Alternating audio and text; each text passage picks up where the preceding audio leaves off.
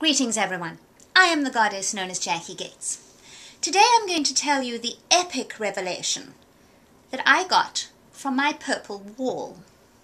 Yes, you heard me, my purple wall. The separate loo toilet in my master bathroom is painted purple. It is a luscious lavender color.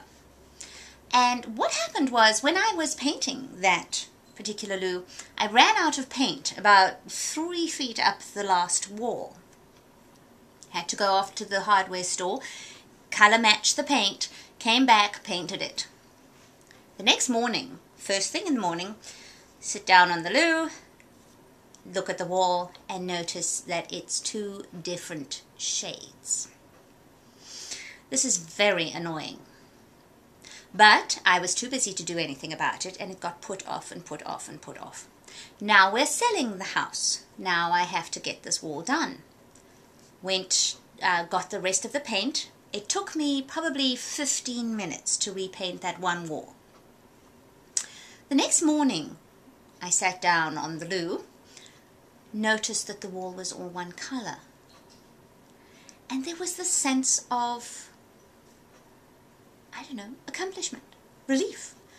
The interesting thing was that I hadn't realized how seeing that half-done, incomplete wall every single morning, first thing in the morning and last thing at night, was eating away at me. It would start the little voices, even just sometimes very quietly, so much so that I wouldn't pay much attention to them, but they were there, saying things like, "There's another thing you haven't finished. There's another thing that needs to be done. Another thing on your to-do list. Something that's half done, incomplete." All these things going on in my head. This is unfortunately, follow through. Those of you who followed me know that follow through has been somewhat of an issue, and incompletions. And this was like a physical manifestation of an incompletion, something half done. And I hadn't realized until it was done just how much it took the edge off the optimism of the day, how much of my attention it would grab first thing in the morning. And it wasn't until it was done that I realized that it did eat away at me.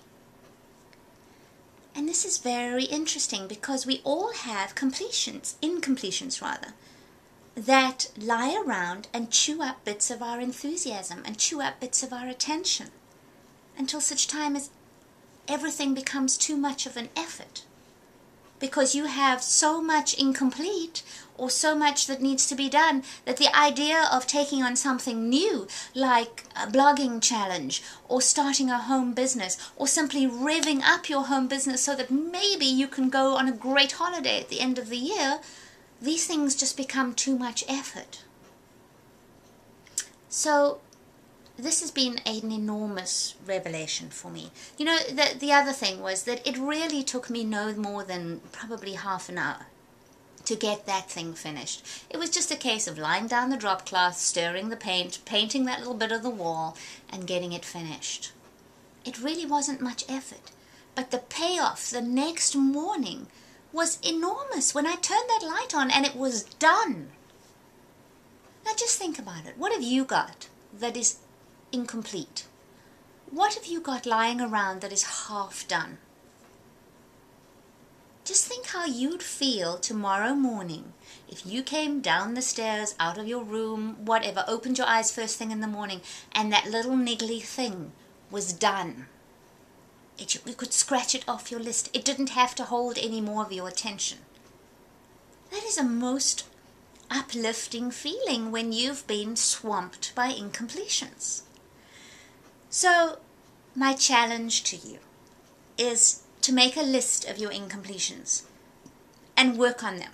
Get a few of them done this week so that you can go into the weekend ready to enjoy some free time.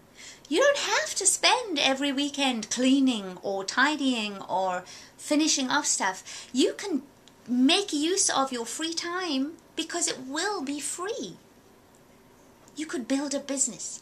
You could learn a new skill. You could go to the park and play with your kids. These are the things that when you've got your incompletions under control, you're free to be able to enjoy. I'm wishing you all a goddess-worthy day, and I'll talk to you next time.